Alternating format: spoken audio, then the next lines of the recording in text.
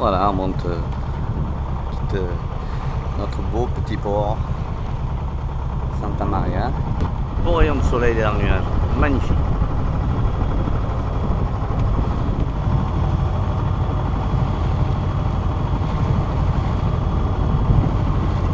On est en train de passer le capot du Monte Santo.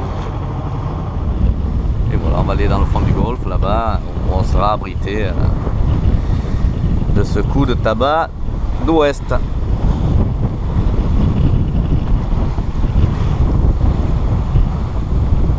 Alors le calme avant la tempête, on arrive, on est à 5000 du bout là-bas dans le coin, il y a une petite plage, Cala Ginepro, Cala Liberotto.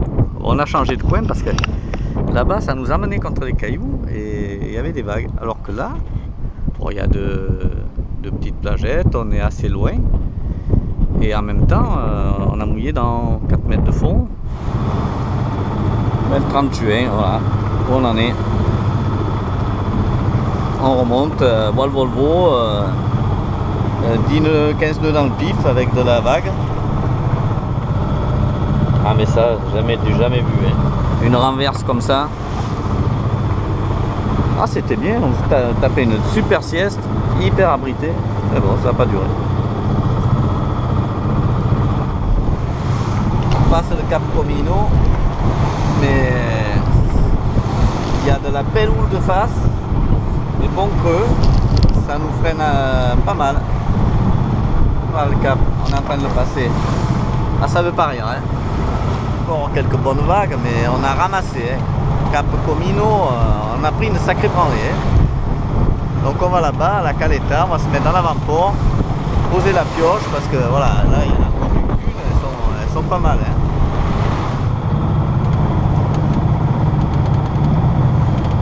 Elle a rarement peur, elle stresse, mais elle a pas peur. Elle a peur voilà, des fantômes dans la maison, voilà c'est tout. En fait, voilà. Mais sinon le reste, il n'y a rien à dire.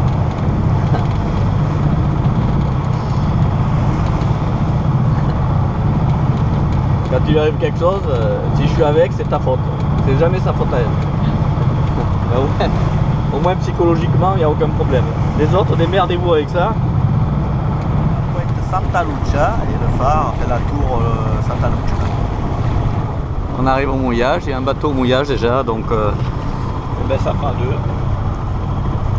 On est mouillage à la Caleta, une super petite plage. Il y a un bateau au mouillage là-bas, mais il est en plein dans la houle, il danse. Et nous, on s'est mis sous la digue du port.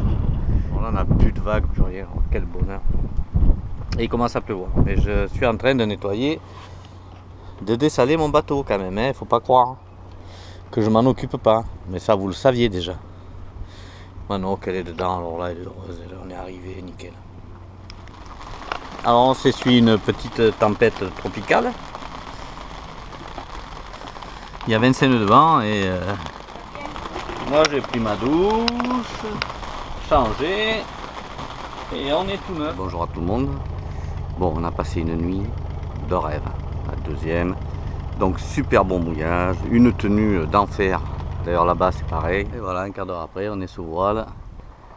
Ça a donné un tout petit peu maintenant, mais bon il y a entre... là pour le moment il y a 6 nœuds de vent. Ça devrait monter 10, 11 voire 15 et plus cet après-midi. Il n'y a personne en mer hormis nous. Donc un mouillage seul, c'est quand même pas mal. On est le 2 juillet. Alors le village de San Giovanni, au nord de la Caleta, devant une belle plage, plutôt derrière. Enfin, la plage est devant. Un voilier qui a mouillé là-bas, dans le coin, donc solitaire aussi. Cette plage est bordée de pins parasols, comme on a vu, je ne sais pas si c'est hier, peut-être avant-hier, hier soir. Magnifique. L'île Pedrami, voilà, qu'on voit un peu sous le soleil. Par contre, il faut passer, il faut bien regarder sa carte. Il y a des petits cailloux, des petits rochers qui sont sous l'eau. Alors, Alors il faut passer en plein milieu entre ça et cette pointe.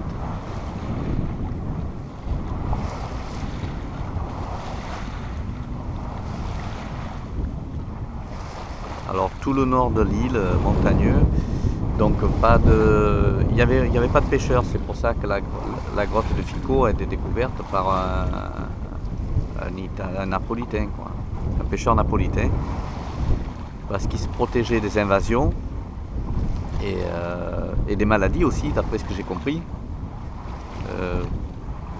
Malaria, tout ce qui traînait à l'époque, des grands navigateurs.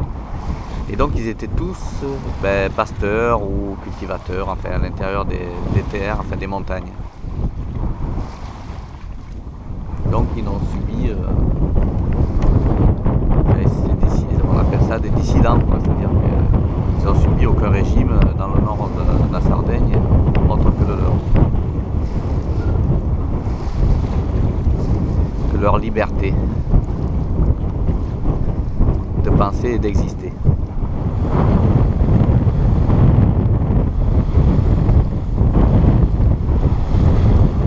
Voilà, il y a un bon 15 nœuds de vent maintenant. J'ai pris un riz dans le génois. Et on va y aller tranquille au Pépérou.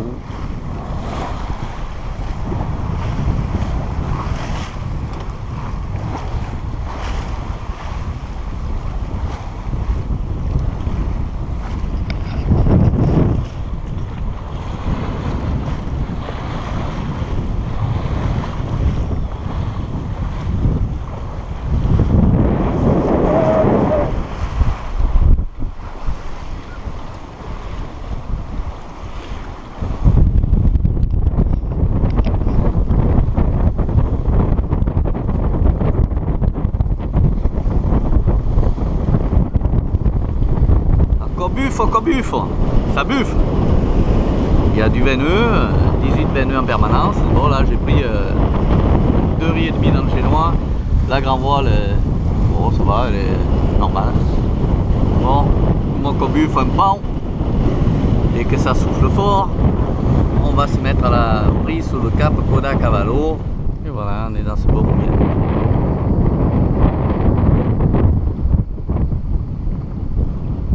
L'abri du vent, Brambiti, sous le cap Coda-Cavallo. Là c'est Tavolara qu'on voit derrière, juste là-bas. Voilà le soleil qui pointe juste maintenant. Oh magnifique, en direct. Et c'est beau. Magnifique réveil sur cette montagne sarde. Le fameux cap Coda-Cavallo qui s'arrête là. Et là, c'est une île sombre, c'est Isola Molara. Et derrière, Tavolara. Bon, ben on vient de passer tout ce champ de mine. Ça, quelques cailloux.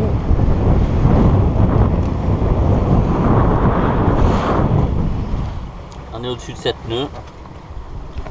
J'ai 3 riz dans le génois. On est au portant. 19 nœuds de vent. Et on va plein nord. Donc ça nous arrange bien parce que c'était prévu plus nord-ouest. Donc là c'est de l'ouest. Donc la grand voile elle est normale.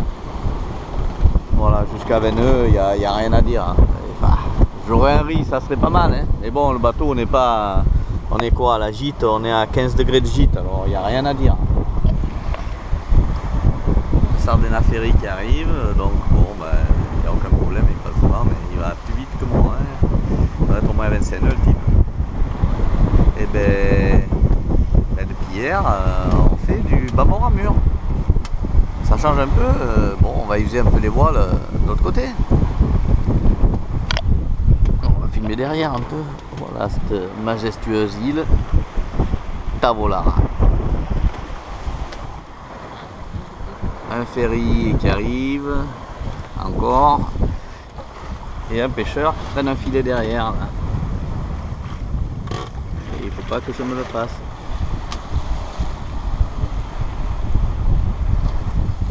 moins qu'ils pêchent Fierté Chris, mais non, non, il est au fond. Ils sont calmes, ils font leur travail. Ils gueulent pas.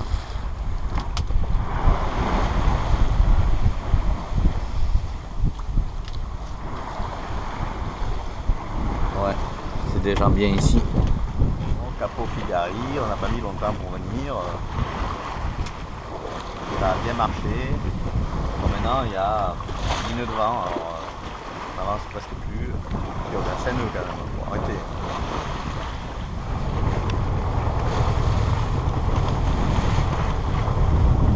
Capo Figari. Ah, ça monte, attention.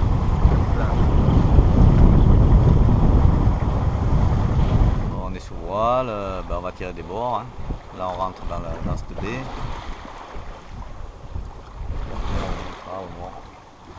Bon, ben on est toujours au large de Maddalena maintenant, qu'on vient de passer, donc au nord de la Sardaigne.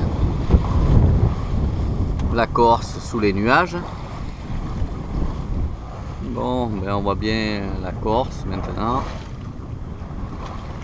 On arrive dans 3-4 heures à ce rythme-là.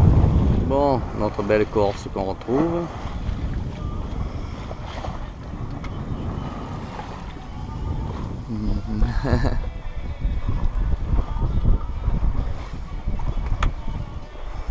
Donc voilà, on voit encore Tavolara, on la voit au fond là-bas, hein.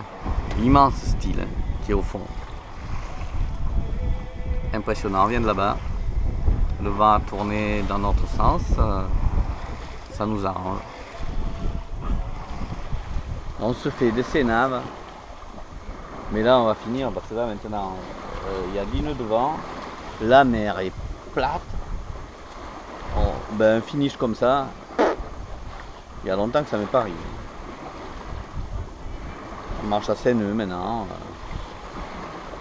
On arrivera vers 7 heures. On est parti, ben, on aura mis 12 heures. Là j'ai déjà fait, j'ai regardé le... Pardon. J'ai regardé le trip, l'odomètre, fait ce que vous voulez. On a déjà fait 50 000. Donc il reste encore 3 heures, donc 15 000. Ça nous fera 65 000 pour 40 000. Donc j'ai tiré les bords. Mais bon, ça se mérite. Donc voilà. On a un voilier, c'est pour faire de la voile, n'est-ce pas? Bon ben, on se fait une traversée Sardaigne-Corse, plus que royale.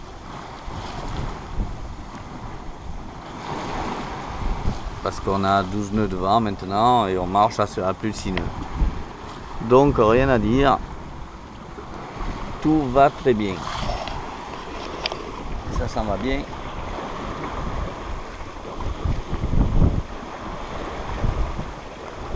Et on a 15 degrés à 20 degrés de gîte. Voilà. Alors là on est au Bon Plein de chez Bon Plein. Alors ça marche et voilà, ben, finalement on arrivera peut-être avant 7 heures. On a vu aucun voilier, hormis un qui faisait route comme nous, qui après a fait demi-tour. Bon, il doit mouiller là-bas à Maddalena. Bon, ben, on arrive à Rondinara, ben, toujours sous voile. Ben, j'ai tout sorti là. Il y a 16 nœuds de vent, on marche à 6 nœuds et demi, 6, 7. On est au pré maintenant. Rondinara. C'est quand même pas mal chargé.